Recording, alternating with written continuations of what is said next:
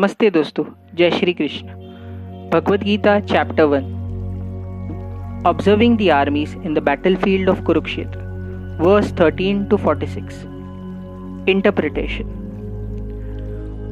दुर्योधना के शब्दों को धृतराष्ट्र को बताकर संजय धृतराष्ट्र को ये बता रहे हैं कि किस तरह सब अपना शंखनाद करके इस युद्ध की शुरुआत का संकेत देते हैं। Basically, everyone has their own conch shell or shank, which is unique in its own way, and वो उनकी यूनिक आइडेंटिटी को दर्शाता है। उसके बाद संजय अर्जुन और भगवान श्री कृष्ण को देखकर धृतराष्ट्र को बताते हैं कि अर्जुना, श्री कृष्णा को अपने रथ, जिसके ध्वज या फ्लैग पर स्वयं भगवान हनुमान का वास है, उसको आगे बढ़ाने बोलते हैं।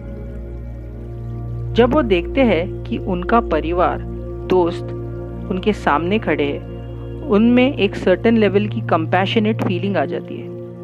वो कृष्णा को बोलते हैं कि मैं बहुत वीक फील कर रहा हूँ, मेरे हाथ और पैर सुन्न पड़ गए, and the only thing which I can see is upcoming misfortune.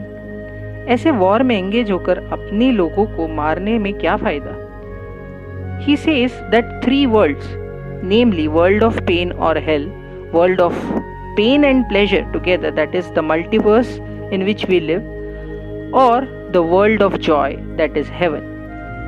ये तीनों मुझे मिल भी गए तो भी मुझे क्या मिल पाएगा, तो भी मैं इस युद्ध में भागीदार नहीं बनूंगा। मुझे ऐसा नहीं लगता that killing my teachers, friends and family will bring anything good for me। He says that our opponent is overtaken by greed and are ready to sin, but we are known about killing being a sinful act।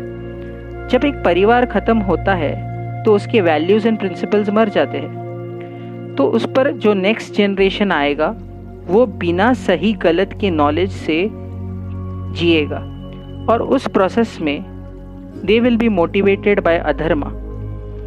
The woman will be the most affected with this adharma or sinful act, and it will give rise to bigger problems। Life will become hellish। ये सब देखकर अर्जुना, जो compassion और doubt से भर गए हैं, जिनके हाथ कांपने लग गए, वो अपने बो एंड एरो या उनके वेपन्स को साइड में रख देते हैं और डाउट में रह जाते हैं।